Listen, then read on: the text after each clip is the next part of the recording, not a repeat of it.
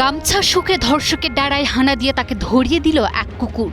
কোনো CCTV camera নেই কোনো প্রত্যক্ষদর্শী। অন্ধকার রাতে পুলিশ যখন সম্পূর্ণ ক্লুলেস, ঠিক তখনই দৃশ্যপটে হাজির এক 4 পেয়ে গোয়েন্দা কুকুর। অপরাধের ফেলে যাওয়া একটি গামছার গন্ধ শুকেই সেই নরপশুর কালঘাম ছুটিয়ে দিল ট্রেনিং ব্যাচের গোল্ড মেডেলিস্ট ল্যাবরেটর মেরি। এক অবলা পশুর ঘ্রাণ শক্তির কাছে শেষ রক্ষা হলো না পাপিষ্ঠের। ঘটনাটি উত্তরপ্রদেশের সম্ভলের বাবরালা এলাকার। টাইমস অফ ইন্ডিয়ার প্রতিবেদন অনুযায়ী গত শুক্রবার বিকেলে 6 বছরের এক নিষ্পাপ শিশুকে ফুসলিয়ে তুলে নিয়ে যায় একই এলাকার পাষণ্ড সন্দীপ। পৈশাচিক নির্যাতনের পর রক্তাক্ত অবস্থায় শিশুটিকে ফেলে রেখে পালিয়ে যায় সে। ঘটনার পর পুলিশ যখন তদন্তে নামে তখন চারদিক অন্ধকার। না আছে কোনো প্রত্যক্ষদর্শী, না আছে কোনো সিসিটিভি ক্যামেরা।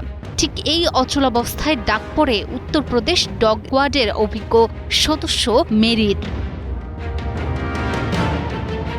তদন্তের তৃতীয় দিন রোববার সকালে মাঠে নামে ল্যাবরেটর প্রজাতির মেরি। ঘটনাস্থলে পড়ে থাকা একমাত্র ক্লু, অপরাধীর ফেলে যাওয়া একটি সাধারণ গামছা শুকিয়ে দেয়া হয় ট্রেনিং ব্যাচের গোল্ড মেডেলিস্ট মেরিকে। ব্যাস, এরপরই শুরু মেরির অ্যাকশন। গামছার গন্ধ শুকে শুকে মেরি তীব্র গতিতে টানতে টানতে পুলিশকে নিয়ে চলল। 300 মিটারেরও কম দূরত্বের একটি বাড়ির সামনে গিয়ে থামল মেরি। আর সেটিই ছিল সন্দেহভাজন সন্দীপের বাড়ি। যদিও ততক্ষণে টের পেয়ে সন্দীপ সেখান থেকে চম্পট দেয়। তবে মেরির দেখানো পথ ধরেই পুলিশ শুরু করে চিরুনি তল্লাশি। সোমবার মধ্যরাতে মোটরসাইকেল নিয়ে পালানোর সময় পুলিশের ব্যারিকেডের মুখে পড়ে সন্দীপ।